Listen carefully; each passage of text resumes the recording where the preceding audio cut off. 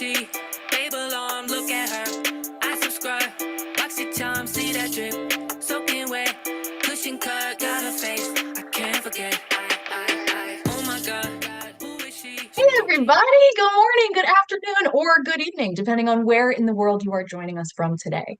My name is Meg Alexander. I am, as always, incredibly honored and excited to be hosting another Power to Fly Chat and Learn virtual event. Now, today's focus, we're going to be talking to some of the wonderful people from Automattic about time zones to trust zones, the leader's guide to remote team excellence. And as somebody who's been working with a remote team for the last 6 years, I can tell you it is not terribly tricky, but it is a little bit of a different beast than being in office and in person, as I think a lot of us know. So let's dive into today's topic. Now, before we do that, just real quick, I do want to flash our code of conduct on the screen in front of everybody. This is a big, scary wall of legalese, but I promise it boils down to just don't be a jerk, okay? As long as we operate from a place of kindness and respect, it's pretty hard to go wrong from there. But if you have other questions or if you want some more details on our code of conduct, please feel free. You can absolutely message us in the chat. I'm happy to give you any more details you would like about that. Now, in case this is your first Power to Fly session, hey, welcome! We're so happy to see you! Now, the love is no less real for my frequent flyers, so thank you to everybody who came out today. Now, whether this is your first event or your 50th, the instructions that I'm about to give you are going to be, kind of your guide for today's event. The biggest thing from Power to Fly that you can count on is participation, all right? Any way you want to participate and interact with us today, we would love. You are always welcome and encouraged to turn your cameras on if you'd like. Share your smiling, maskless faces with us safely. But truly, y'all, there is no need to be Instagram perfect, okay? Just because I got real fancy and actually washed my hair today does not mean that you can't show up here with your messy buns, bathrobes. Truly makes no difference to us. We don't care if you're coming to us from corner office or your living room couch. We just want to meet you where you are. Now, as we go through today's event, we're recording, which is awesome because it means for all of you, you don't have to take notes. You get to sit back, relax, enjoy the conversations that we're having, and not worry if you missed a resource that was listed or a link that was shared. So, what that means for all of you is we're recording this and we're also live streaming it to our YouTube account right now. Hi, YouTube. And what that means for all of you is that this will be here. You can also check out our YouTube channel. The video from today will usually be posted by end of business today. And what's going to happen is everybody that registered for this event, whether you were able to join us or not, everybody's going to get an email from powertofly.com next week, and it'll have a link to where you can rewatch this recording when we post it on powertofly.com. Now, the other thing we are going to encourage y'all to do is participate in the chat. So if you have questions that you would like to know the answer to, ask them in the chat. Ask early, ask often. That is the best way to make sure that we are able to address your questions today. I mean, you all took time out of your day to be here with us live, and we want to reward you for that. So please feel free. Let us know if you've got questions, if you want to dive in deeper on a topic, terminology, anything. I will have eyes on target in the group chat. And if you have a question that you would like raised, but you want to be kept anonymous, no worries. Just DM me, Meg Alexander. You can find my name in the dropdown, and I will raise your question and keep you anonymous. All right, now, very excited to get into today's main event today. But before we do, I just want to highlight that our guests here are here today on behalf of Automattic. Now, Automattic is a really cool partner with Power to Fly. If you want to check out more about them, take a look at the QR code that's at the bottom of the screen. I think Rob will also be sharing the link to their Power to Fly page as well. But Automattic are the people behind WordPress.com, Jetpack, WooCommerce, Tumblr, and many, many more. Automattic was founded in 2005 and values at $3 billion. They were one of the first companies to pave the way in remote work culture, and the company's 1,400 plus people hail from 79 countries and speak 99 languages. So clearly we are talking to some really amazing remote workers here. So I'm really excited to move on into our introductions, but just keep in mind, if anything that we say today really sparks your interest and makes you interested in Automattic, take a look at the screen in front of you. This big pink button, okay? You'll see that at the top of every company page on powertofly.com, as long as you're logged in.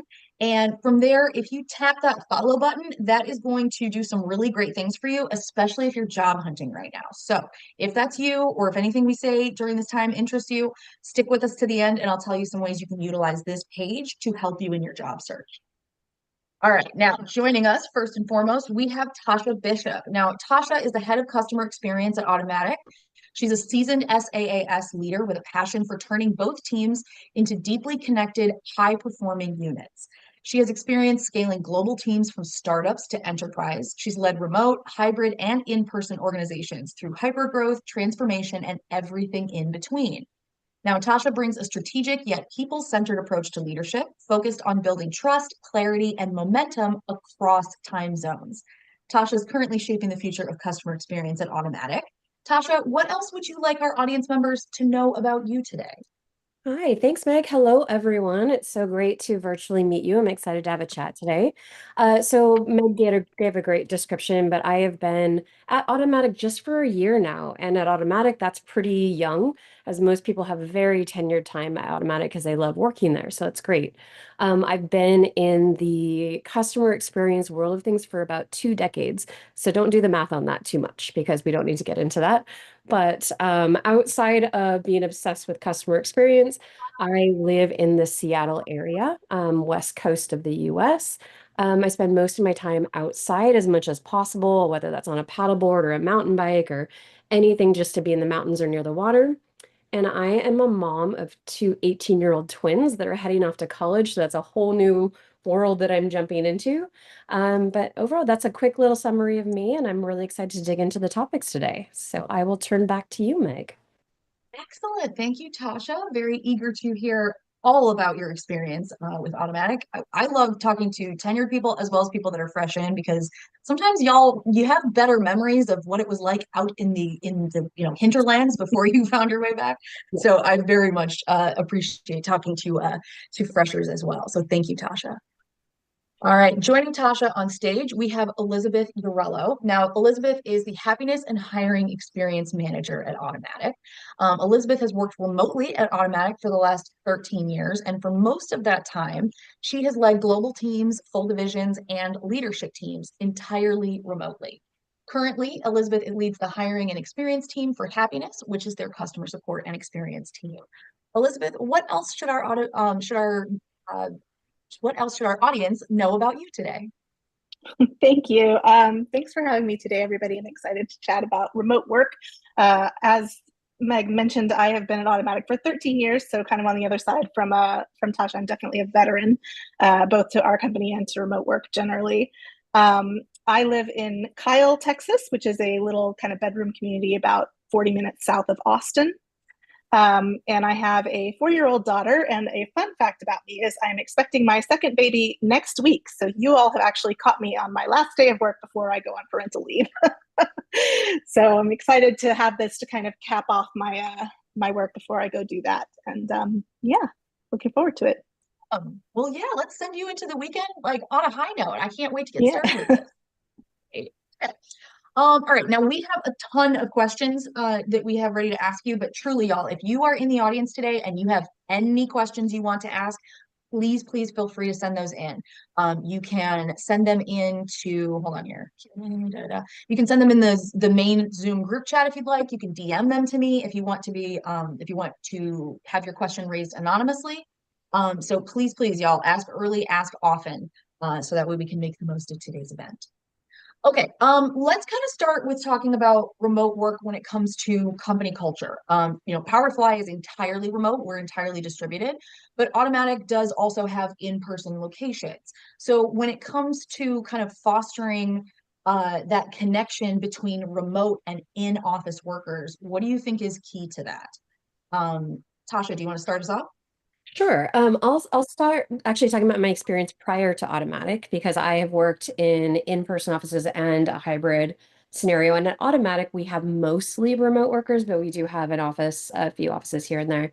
So there's a few things that I found to be very impactful when working in that hybrid scenario, which is Making sure you never feel like anyone that is in the remote world is separate from everyone else. So that can be things like if you're having a conference room meeting, everybody still brings up their laptops. They're all on the Zoom link. So you can see the interactions. Like I'm seeing your face right now, Meg, and Elizabeth's and Yolanda's. I'm seeing all of your faces together because that lets me see interactions and intent and context, which is so much easier than being on a screen and seeing small people's faces everywhere. It makes it much harder.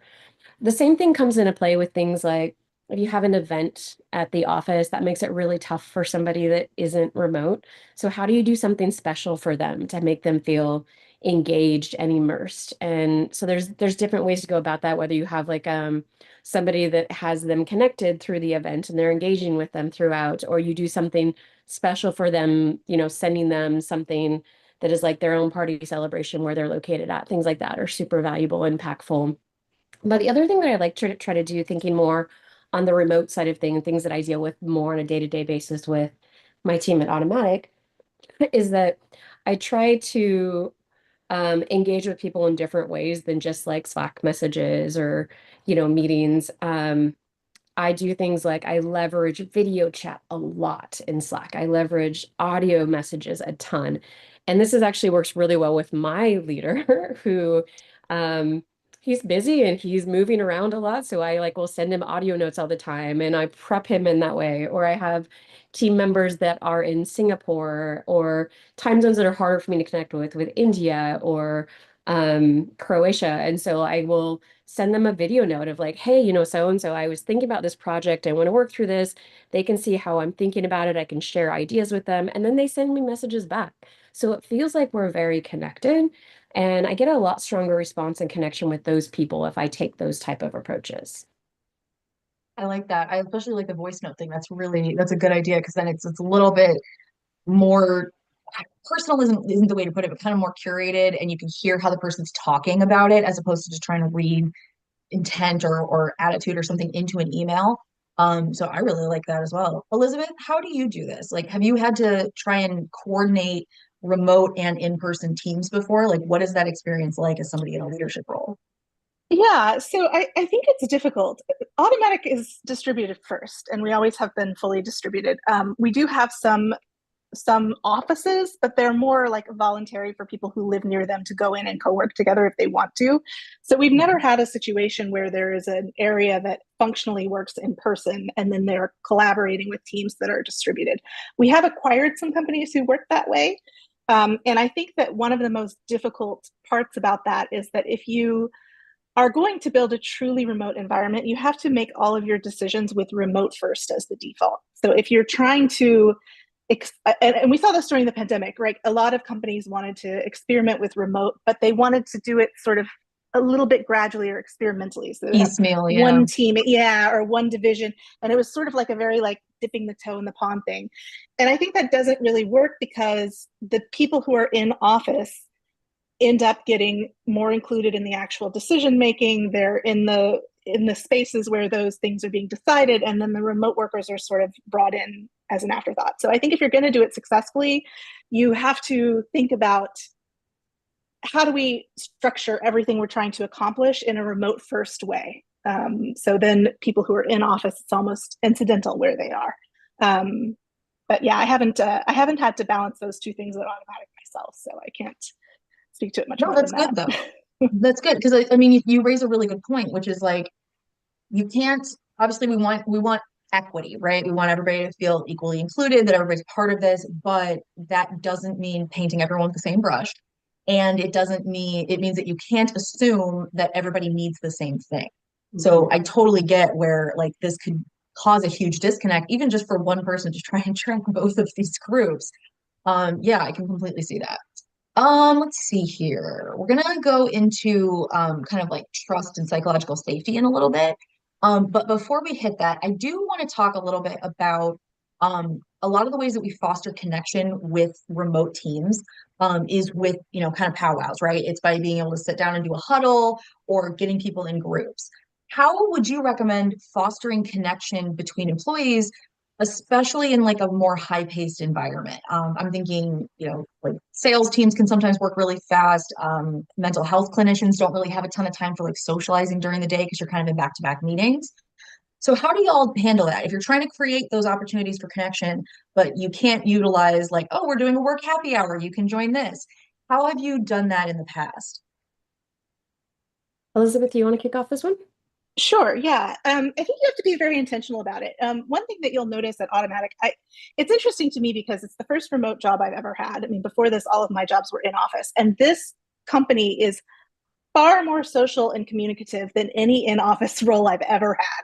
I used to go into my office and I would not talk to people in other departments ever, and sometimes I wouldn't talk to anyone all day. It just depended. But we are constantly communicating in Slack. Our support teams are multitasking with communicating with customers, and then also in Slack as they work, they're asking each other questions, they're asking for support, they're asking if someone can pick up a transfer, they're asking for a second opinion on some troubleshooting problem that they're working on. Everyone is really talking all the time. So socializing happens just on the job as if you were in the room together.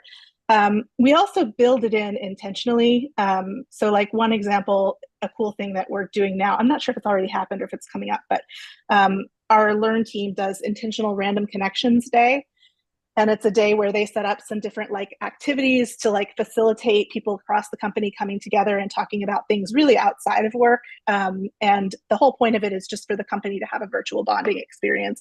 And so to your question about people who have more intense role requirements, that definitely counts for support. Support doesn't close. We have customers coming in all the time and we provide live chat support. So our HEs are often on shifts and they can feel left out of things like this across the company. So we'll make an agreement that we're going to give, we're going to take the hit on coverage and have, I think each of them are going to take 2 hours to participate in this event. So I think making a way for every employee, even those in those really demanding roles, to participate in the cultural activities of the rest of the company is very important. Yeah, I like this. Tasha, what do you want to add? I obviously agree with a lot of what Elizabeth was saying, but I'm actually going to tell you a little bit more of my personal story and how I adapt to this. So I'm actually an incredibly extroverted person. I love chatting with people, but things like happy hours and stuff like that, not interested at all. Like, it does not excite me. It doesn't make me happy or anything. And everybody's different. Like you called this out earlier, Meg. You're like, every person is different in how they engage. Some people love it. And so having that option there is so amazing, and you should do what your team needs and just react to that. But things for me that make me feel more connected, or where I found like some of my team members feel connected, is being just very intentional about how you communicate with each other. So it's not just having the platform to communicate, but it's like, what are you saying in that communication? And a lot of that comes down to, do people understand the why? Do they feel connected to the impact they're making? Do they feel excited about what they're doing? So they want to stay connected with the company. And calling out support specifically, that is an intensive job. You could be on shifts for 6 hours a day and it's exhausting. Your brain is working all the time. And when you don't know why you're doing what you're doing, that's kind of rough. It makes it really hard to do your job. People burn out, they get less motivated. And so what I get really excited about is like, how do I focus my efforts and communication on like just truly helping them get excited about the work that they're doing? And so if I can do things like acknowledgments of like customer experience or feedback, helping them see like we just made this big change and it came from customer feedback that the happiness engineers brought to our product team, like that's so powerful. One thing I started to do on a recurring basis is we have a Friday update that I ask for all of our happiness engineers to send back to me of like, share with me your customer experiences or feedback that have come in this week. And so it's an opportunity for anyone on the team to like call out their teammates that have done something great. Or if you want to call it something that's been great for you, awesome. I want to hear about it. And then I actually use that in my updates that I send to all of Automattic or all of the happiness organization. So it helps to like evangelize the work that the team is doing, get them excited and be like, yeah, this 6 hours is awesome. I want to do this. So that's how I think about the connection. I think there's both the social and then there's like, let's just get excited about our work. I like this a lot. And this kind of leads us into the trust and psychological safety aspect of all of this. Um, I want you all to think back to when if at any point you joined a team sort of either freshly created or already in progress, and you are trying to build trust within that remote team. Like, how do you go about building that trust with either a team that you've never seen before or a team that, you are now having to manage? What do you do? What do you think, like, how long do you think it takes? What are the steps necessary to build that trust with a brand new team? Either new to you or new to themselves as well. Yeah. Well, I'll jump in on this right now because I am fairly new to Automattic, so I'll give you a little bit of my experience there. And fortunately, I had the lovely Elizabeth that was like helping my onboarding into the company, so she was a critical component to that. But Automattic is an incredibly unique culture from any other company I've worked at before.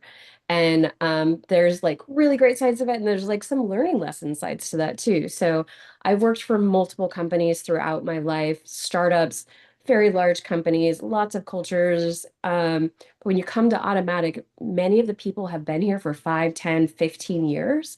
And so there's ways of doing things. And so building trust when you have a group that is so tight and close is it's tough. It's really tough. And so, what I've spent a lot of my time doing is really seeking to understand a lot. And it's not that I'm like neglecting my experience that I bring to the table, but it's like, I want to understand your perspective and where you're coming from. What are you trying to accomplish? Help me understand you, as opposed to coming in and saying, okay, I've been doing this for 20 years, guys. I know exactly what I'm doing. We're going to make these changes. Um, that has helped a lot with me, at least personally. We should ask my team members. I think that it's helped a lot is that they they truly feel that like their voice matters, and that's a big part of trust from my perspective. If your voice is being heard, then you want to contribute more to that. And I've spent a lot of time sitting with every single one of the teams at like crazy hours of my day. It's 2 a.m. in the morning because I'm meeting with a team, on the other side of the world, but it's worth it because they hear my voice, they start to understand that I actually care about what they're saying. And pulling that all together and just following up with what I hear too is pretty important in building that trust from my perspective. Elizabeth, how about you? Have you tried anything different that's worked for you? I think Tasha really nailed it in that when you're, especially from a leadership perspective, when you're coming on board to work with an existing team that doesn't know you, your first job is not to tell them what to do. It's to deeply and truly understand what they are doing and why they are doing it that way. So yeah, I think that you can build trust by first just getting really curious about every aspect of the work, talking to them a lot, following them along in their daily work to the extent that you can. And the other thing that I will frequently do is I have a script that I go through with each new hire or each new team member. If I come into an existing team, I do it with everybody on the team, where I just ask them a lot of questions about how they like to be worked with. Like I ask, how do you like to receive feedback? Do video calls charge you or drain you or somewhere in between? Do you consider yourself really chatty? Are you quiet? What should I be looking for from you? If you're feeling disengaged, how does that show up? What do you expect from me? And I also give them those answers about myself as well. I think Laura Hogan, who I really like, one of her questions is, what makes you cranky? So just a lot of questions like that, and that can help you get to know them and them get to know you and know what to expect from you. And then yeah, I think just being chill at first, like just really getting to know the team and trying to see yourself following their lead, not coming in and trying to make it something that it's not, but trying to incorporate yourself in what the team is already and honoring that. Yeah. I have a friend who's in leadership, and she calls that the good all zone, where you are getting introduced to this team. And so she calls it like being Jane Goodall, because she's like, yeah, and I walk into Oh these yeah, departments and I'm mostly quiet and I try not to announce my presence and I just sit back and I observe. And I'm like, I'm getting gorillas in the mist. And she's like, yeah, actually, it's pretty fun. And I that's love the that. thing. It's like, well, I mean, if you're going to be in charge of a situation, you don't want to go in and assume you know everything to start with, especially if this is an existing team. Yes. So I like that. I think that's a really good way to kind of start in there. Um, let's see. Psychological safety. We talked about this. Okay, let's talk about time management because this comes hugely into play. How can employees manage increased meeting volume in a remote work setting? It's really, really like easy to go from, oh, I'm by myself for hours a day just doing my work into meeting, meeting, meeting, 3 minutes, meeting, meeting, meeting, 8 minutes to eat, meeting, meeting, meeting, meeting. So when it comes to things like this, how do you recommend people handle their schedule? What do you tell people if you know that, hey, we're going to have a lot more meetings coming up on this project? In what way do you kind of deal with that when it comes to your staff? Elizabeth, do you want to start us? Sure. I think for one thing, we try not to have too many meetings. We try for all the meetings to serve a specific purpose, and we will periodically reevaluate whether they are still essential. So, we'll often ask the people who are participating in meetings, like, does this meeting still serve the purpose we initially set it up for? Do you feel like you're getting value out of it? Is this the best way to continue aligning on this project? Would you rather do it more frequently, less frequently, async, things like that. So one of the best ways is just not to drown people in meetings if you can help it. And then otherwise, I think it just really depends on the role. For happiness engineers, they have meetings at set times, and then they sort of build their support schedule around that. For me personally, I try to batch all my meetings on a couple days a week, because I find it very difficult context switching between having meetings and doing deep work. And so I'll often have my meetings in the middle of the week, and then Mondays and Fridays and Thursdays, if I can manage it, are more clear days for head down work. And I think a lot of automaticians do that sort of batching.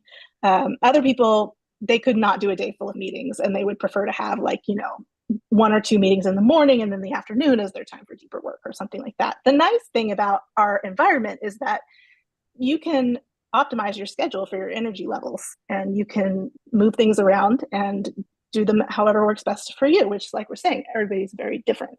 Some people really need meetings to, like, work through a problem. They need a meeting to get things going, and they have the freedom to schedule more meetings than people who don't want to do that. So it's nice to have that sort of flexibility. Like that. Tasha, how do you feel about this? So I'm going to take it a little bit of a different direction. I completely agree with what Elizabeth is saying, but I'm going to share with you some experiences I've had at other companies where I think people fail at this. And this is where corporations or companies come in and they're basically like, our meeting structure is XYZ. We are not doing meetings on Tuesdays and Thursdays. Nobody can schedule meetings on Tuesdays or Thursdays.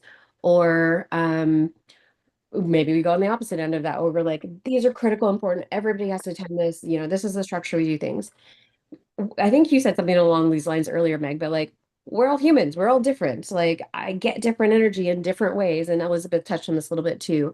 I get a ton of energy from being in a meeting and talking with someone. So, like, if I had to work something out with you, Meg, I'd be like, hey, want to jump on a quick chat real quick and we'll talk through things, we'll work it out, have action items. And I'm like, I'm stoked about that. That's amazing. I love it. So just being very cognizant of the needs of the people that you're working with. I also take into consideration that a lot of people on my team, English is not their first language.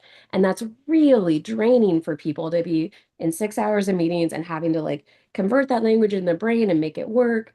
Um, this is a little bit of a tangent, but I have a side note with one of my team members who's Spanish first. And I'm like, okay, by the end of this year, we're going to do a Spanish one-on-one. My Spanish is, so we're going to see how that goes for me. But it's just adapt. Like, don't make a strict hard rule about it. Touch in with your team members, like Elizabeth was saying too. Like, just double check sometimes. Like, is this meeting still providing value? Great. If it is, let's keep going forward. If it's not, it's okay to move on and do something different. Just don't be too rigid. Like that. I think you have a very good point there of like the flexibility is important.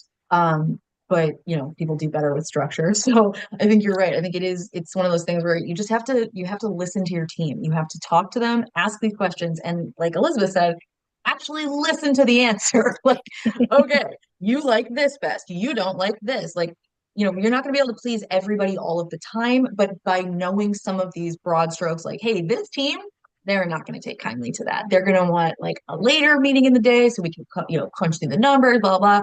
Like, it just comes from knowing your people, which, is a job in and of itself. Mhm. Okay. How do you think teams can strike the right balance between synchronous communication and asynchronous to avoid burnout, but also like ensure visibility for people.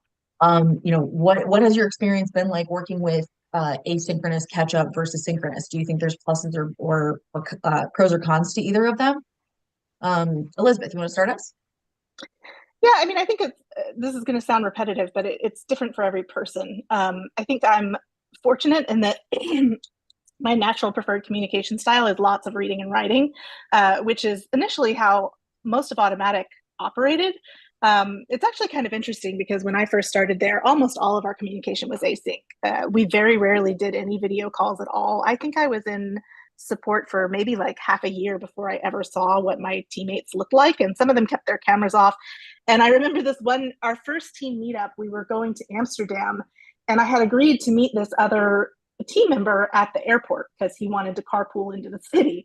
And I didn't realize until I was sitting in the Amsterdam airport that I had never seen his face because his avatar was a blue square. And so I was like, how are we going to know? But he recognized me and it was fine. But that has changed a lot. We've gotten bigger. More people have come in who didn't come from a sort of open source developer background. So we do a lot more calls and meetings now. And I think that the key thing is just to provide that option for everybody.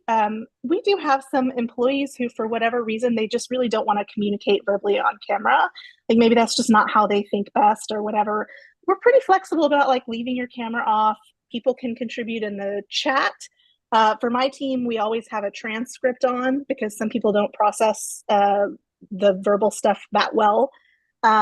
We also try to balance like we're going to talk about this in a call, but then we're also going to post notes for people who weren't there, and we're not going to make any really pivotal decisions in a call because we want to make sure that everybody has the chance to weigh in on those. And this is a little not what you asked, but this is also really important for time zone spread. Because we have people all around the world, and if we're not careful, the sort of North American time zones can tend to kind of dominate. And then people will come in from APAC and they're like, well, everything I wanted to say has already been said, or the decision's already been made and I wasn't included. So you have to be really intentional about leaving that open and saying like, okay, here's everyone's opinion. We're going to wait 24 hours to make this decision so that everybody on the whole team can have a chance to weigh in. And then the other thing I'd say is just switching things around so that everybody's inconvenienced the same amount. So if we if we have a weekly team call that's at a really good time for the Americans, then like switch it every week. So like the other half the time, it's a really convenient time for APAC team members, and just doing things like that, just giving everybody that equal consideration, I think is important. Yeah. We very much appreciate everybody being inconvenienced about the same, because I think that's hugely about it, right? It's not that we don't want everyone treated equally, equitably. Obviously, these are very different terms, but you kind of want to know that if it sucks a little bit for you, it still sucks a little bit for them too, which I know is like, I mean, like it's one of those things where you kind of want to make sure nobody's getting special treatment in the eyes of everybody else, right? So yeah, I mean, that makes a ton of sense that, you kind of, it's all about the balancing act, and it's all about trying to see things from each person's perspective, not just from where you are currently sitting. I like that a lot. We're getting some questions on like hiring stuff at Automattic. Those are awesome questions. We will address that. We're just going to get to it in like 2 more sections. So we'll probably start touching on those questions in about 10 minutes, just in case y'all are still sending them in. I don't want you to feel ignored. We're seeing all of these. These are great questions too. Okay, we talked a little bit about the camera on, camera off thing. And I've been in meetings where like we'll have like all day training meetings and they want the camera on, not so they can be like, you don't look like you're prepared for work, so that they can just make sure everybody's still there and watching the trainings. Now, I have my own opinions about this. I'm happy to be on camera, obviously, but not everybody works that way. Some people are very, very much not about it. Elizabeth, you touched on this briefly about, some team members that just do not like to be on camera. Tasha, have you ever had to do this where like you had to request everybody turn on their cameras, or is it just not really a feature or not really the way you tend to run your meetings? So I would say when I first started dealing with remote work, and it was probably over COVID, to be honest, like true full remote work, we tried to like dig into like everybody on camera. And I would say that was a fail. It's like like Elizabeth was saying that It just depends on personality and who's going to be feel most comfortable and contribute the best way they can. So I don't lean into that. Um, One thing we try to do is we need to try to make sure there's recordings and there's notes afterwards so everybody gets the information, is engaged. One thing that I will do, especially in maybe not like an all hands meeting or something like a smaller meeting, is I try to engage people in different ways of like if we're having a discussion, I might say, Katie, I'm going to pick on you because I can see you on my screen. But I'd be like, hey, Katie, what are your thoughts on this? You know, try to engage them in the conversation in a different way, whether on screen or not. And, you know, encourage them either in the chat or in over, you know, audio if they want to contribute to those conversations. But I think you just got to know your team and what they're comfortable with. We are getting a lot of love for you acknowledging that the East Coast or like North American time zones can very easily kind of like take center stage. And I think you're right. It is very, very important that we recognize that not everybody needs to be running on US Eastern. Maybe we need to talk about other time zones or kind of base things elsewhere. So I do think that's really, really good advice here. One thing I'll Oh, go just ahead, please. Greg, if you don't mind. So just thinking about like the async communication, one thing I think that an Automatic is really good about being such a global company is it's not even just time zones, but in how we communicate in our writing skills too. It's not, we're not talking about things that are geo-specific. So like we don't talk about the North Star, which is like, because we've got Southern Hemisphere people too, you know, we use terms which you're like, just like for me as a American, I'm like, oh, North Star, that's just a thing that I use. But like be more conscious about the other cultures around us and how we actually communicate that, I think is a pretty big component to async Oh, communication. yeah. Well, and realizing how idiom heavy English is, especially American English, is incredibly about the idioms. And they're super patriarchal too. There's like like everybody knows the sports metaphors, but like truly, I saw people using like fashion terms instead of sports metaphors. And it was fabulous. I saw people using like book terms instead of sports terms. But yeah, it's this idea of like, well, we'll just round the bases on that. Like, not everybody plays baseball, okay? The majority of the world does not play baseball. So I think you're right. It is kind of you have to take that step back from your own culture that you've been marinating in and realize that is not what everybody else has been marinating in. So are we making sure that we are not translatable is not even the word for it, but like make sure that everybody's clear, everybody is communicating, probably down to a little bit more granular of a level that most of us are used to if we're used to dealing with, entirely like location-based teams or entirely even just entirely American teams. You can absolutely fall into this. Yep. Let's see here. You guys have been sending in some great questions here. Oh, okay. A lot of people had questions about AI, and they wanted to know if AI has at all influenced the remote aspect of leading these teams. Um, Tasha, do you want to start us off? How have you used AI? Is it something that's affecting you or no? Oh, I love AI. Love it. I use it every day. I have a nickname for my AI agent that I use. So yeah, love it. And So it is. Simone. Simone is my Yeah. AI. Yep. She and I talk about a lot of things. She's my trusted buddy. She helps me with everything. It's great. So yes, on a serious note, for when it comes to like how the team operates, we actually have heavily leaned into AI. So we have somebody that we've created as a specialist, an AI specialist within our happiness organization that looks across the board at our internal AI development work, how we make the experience better for the customer leveraging AI, how do we make the experience better for the happiness engineers to be more efficient in doing their jobs. So that looks like anything from early chat engagement through support interactions, or within we leverage Zendesk as our internal support tool. But like, how can the agents understand all the details about what's going on with their customer information? How do we coalesce all the information we get into important product feedback to pass back to the product team so they can make changes, all that fun stuff, which I'm sure many of you all are doing, but it makes a huge difference. We're seeing more than 40% of our interactions solving customer issues right off the bat. So really quick response time, which is wonderful. But we also do other things like internally, we have team members that explore and build their own projects and products with AI. So they're doing things like somebody created a troubleshooting options app for our technical support team to like throw ideas in and get best troubleshooting options and technical guidance and things like that. So it's really cool to see the team lean in and use like their incredibly smart brains to do something really creative with. And then personally as a leader, I love using AI for performance reviews. I have projects set up for each person on my team. Any like feedback I get, I throw it into files and I bring it all together so I can give them really personalized feedback in a way that doesn't feel like it's just on the spot. So I love AI. I'm a big proponent, and I love to see how it's going to evolve and grow and build the skill set of people that are in this customer experience world. Elizabeth, how about you? Have you utilized this? Is it something that you found useful in various capacities? Yes, I have more mixed feelings about AI than Tasha. Me I'm a little too. bit Okay. more of a skeptic. There are things about it that are a little threatening to me. However, it is here and we are using it, and I think that the really exciting part about it that I can get on board with is its ability to automate the boring, repetitive stuff that nobody wants to be doing, so that our team members can use their amazing brains to do higher, more interesting, more creative, and more high impact work. And we are seeing a lot of that with support, because a lot of support it can be really repetitive. We don't really need people to answer the same question 10 times a day.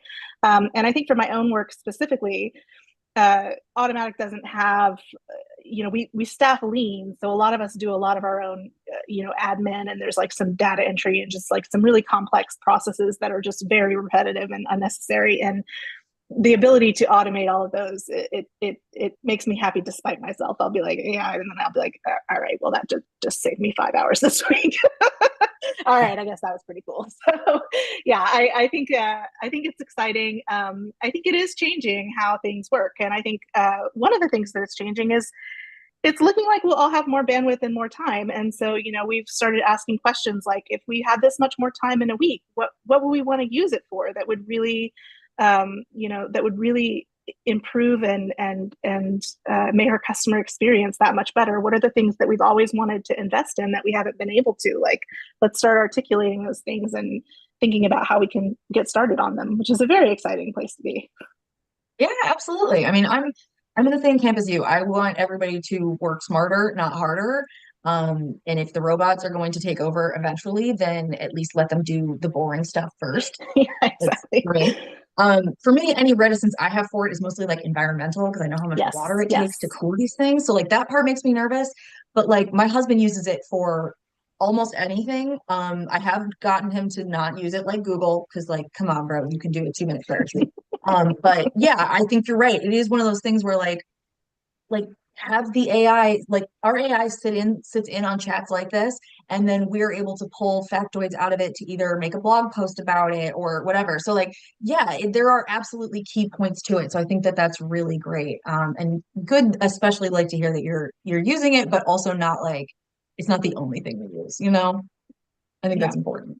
All right, we've got about 15 minutes left in today's discussion. So if you have questions, send them in. I want to make sure we're able to honor everybody that asked questions today. I do have one final question about about asynchronous, remote teams. This person had wanted to know, what are your best practices for developing strong working relationships with colleagues who are only available at the very early or very late hours in your time zone? I have done this before, but I want to know from you all. What do you recommend? Have you been in a position where you're like, hey, I want to make sure that I'm closer with this person, but we just don't work at the same times? What have you done to foster that connection? Tasha, you want to start us? Sure. I think some of it's a little repetitive of a few things I've said. Oh So yeah. I do a lot of video chats with those people. I do sometimes also alternate my days of work. So I might start earlier in the day for my European time zone so I can spend more time with them at least once a week so we can connect that way. Or the people that are in the APAC time zone, I might work a little bit later that day just to kind of incorporate and make sure that they always know they have someone here that's to support them. Those are the main things that I do, to be honest. I used to, well, I kind of do still. I do have a lot of sticky notes if we want to go anti-AI. Like I have this where I'll like put things of like, remember to connect with so and so and just really like make it intentional that these people are very important to be connecting with. Yeah, so that's how I'd say what I approach it. Okay. We're getting some really good questions in the chat here. Elizabeth, do you want to weigh in? I know we're kind of treading the same waters, but I wanted to make sure everybody got their answers. Yeah, no, I agree with Tasha. I mean, I think the other thing to say is that in happiness, at least, we're able to organize the teams to some extent by geographical location because it's teams all doing the same work. I think it's a little harder if you're on a product team that's working on something really specialized and you have to have 5 people and one of them is just way outside the time zone. But yeah, I think just making those intentional connections and paying extra attention to them is the way to go. Yeah, I agree. I remember working when I was part of the legal team for Power to Fly, I would get to work with a lot more members of the sales team than I normally would. And so trying to make sure I kept those relationships warm was definitely something that I like tried to remember to like if we were all in a big all hands meeting, like make sure I messaged the couple people that I don't really get to see most of the time and just be like, oh hey, like Katarina, you're in the same time zone as me. Yay! So like yeah, I think it's important that you kind of take stock of where you can kind of make up for that and do it in a way that's not then stressing your own schedule out. So I think that's great. Okay, we've got some really good questions in here. A lot of them around like kind of hiring careers and like growth at Automatic. Is that an area y'all want to talk about, or should we maybe hold off on more? Is that okay? All right, sweet. Yeah. Okay. So a ton of people want to know the best way to get hired, but let's kind of ask the question in maybe a little bit different way. Um, how would you recommend people prepare for an interview with Automatic? Elizabeth Um, nodding like there's a secret sauce recipe you're about to give us. Yeah, I can speak to that. I mean, I think one thing that maybe take a step back and just talk about how our hiring process works. Yeah. So first you apply and we take a resume and then we ask some specific questions. And from there, if you seem like a strong fit, you're invited to an interview. In the interview, we tend to want to get to know more about your background and what type of work you're looking for and why you're interested in the role specifically. And then from there, if you move forward, you do a trial with us. So it's like a 2 to 3 week trial where you work on support tickets and you also work on some sort of mini projects that reflect the type of work that we do in happiness.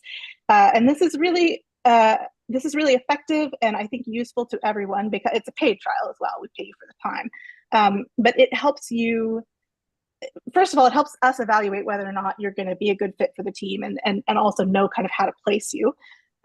But also it lets you make sure that you really are interested in the job and that you know what it's going to be like and it's something that you really want to do because we want to hire people who are going to be with us for the long term, so I think we invest more in our hiring process than a lot of companies. It's a little bit of a longer process, but we do it that way because I think it helps everybody feel much more confident that it's the right move for them.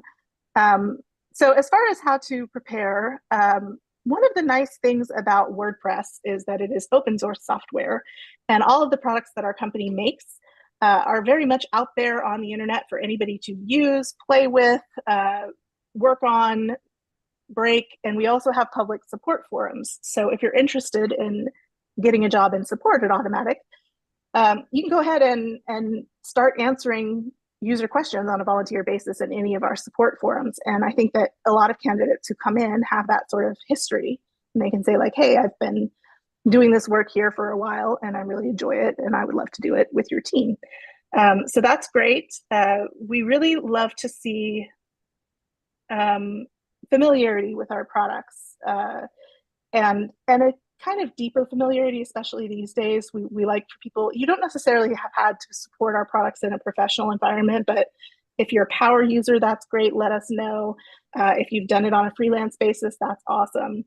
And then the other thing that we're looking for are people who are genuinely passionate and dedicated to customer service and customer support and customer experience as a career. We don't view our support area as a stepping stone.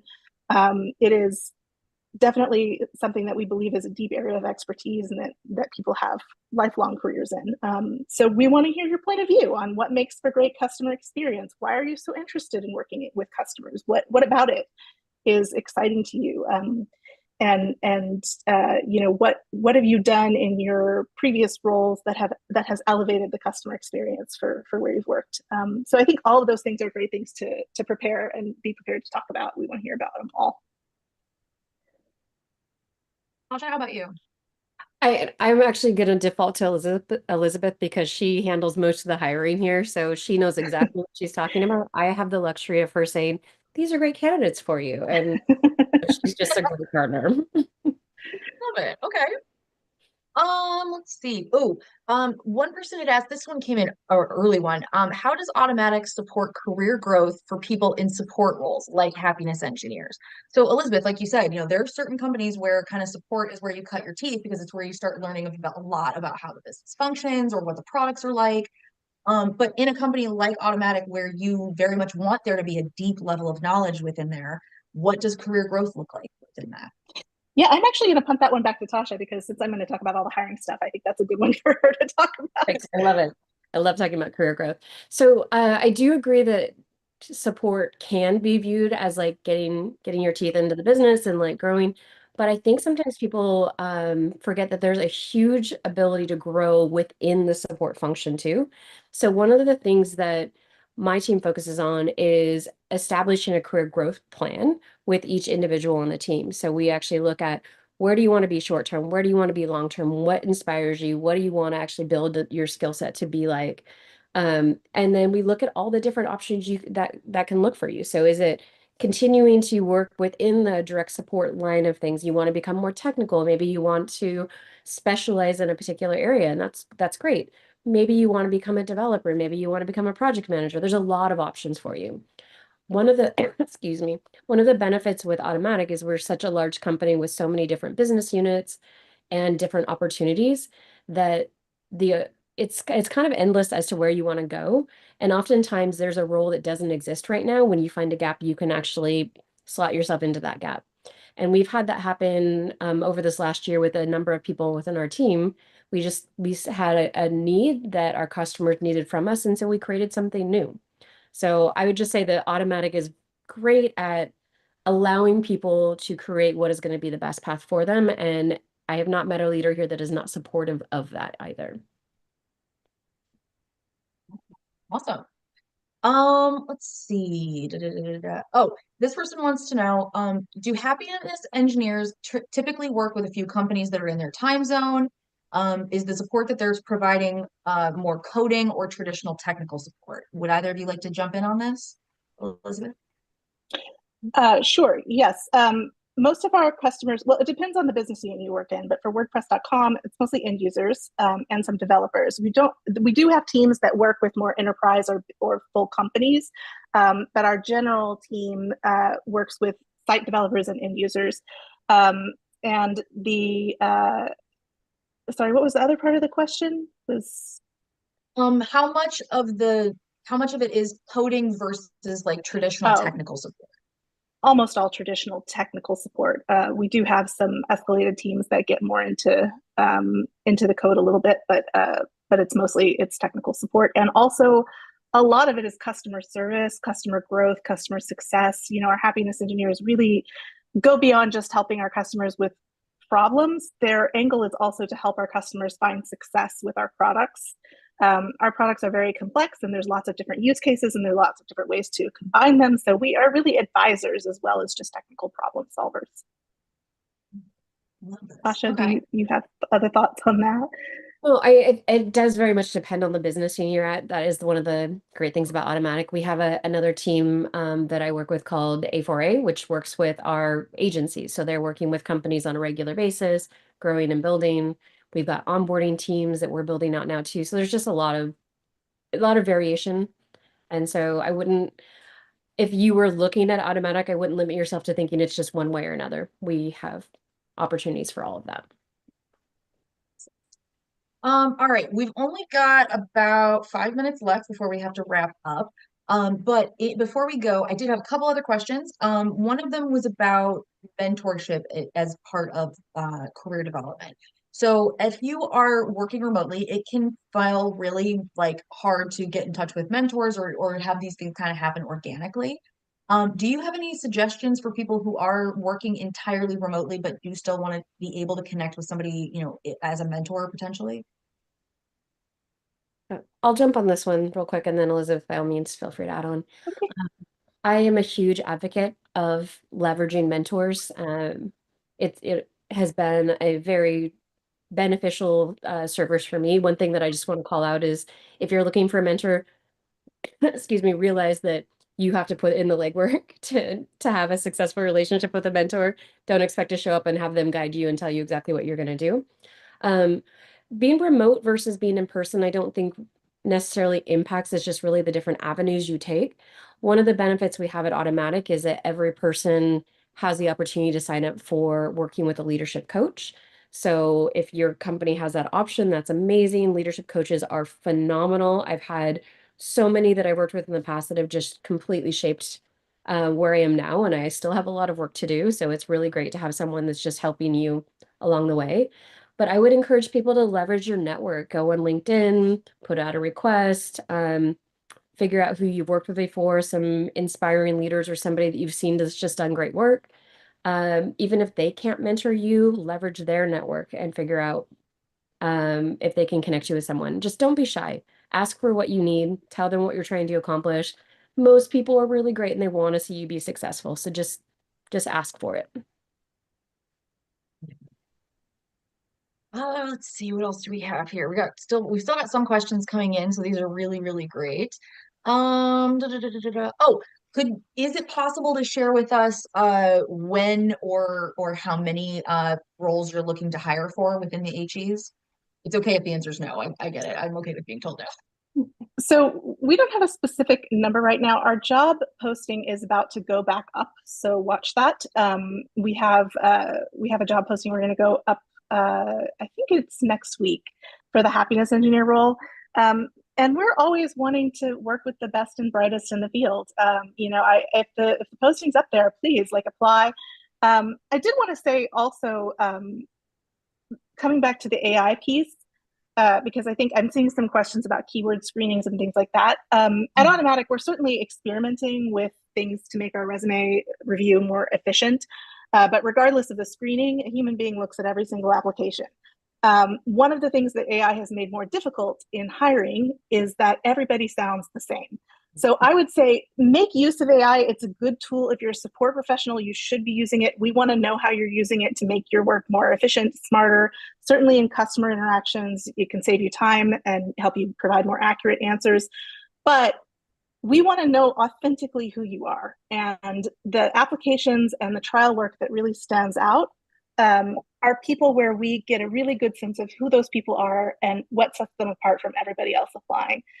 So don't be afraid to make mistakes. I think people a lot of times want to have these really technically perfect answers, and I would rather see a human, authentic mistake than 25 identical AI responses. So that's my best tip to leave you all with on the application side.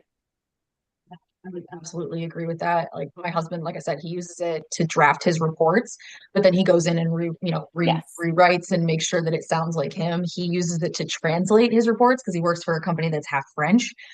So like the first couple of months he worked there, they were like, "Wow, your French is really good." And he was like, "No, it's not.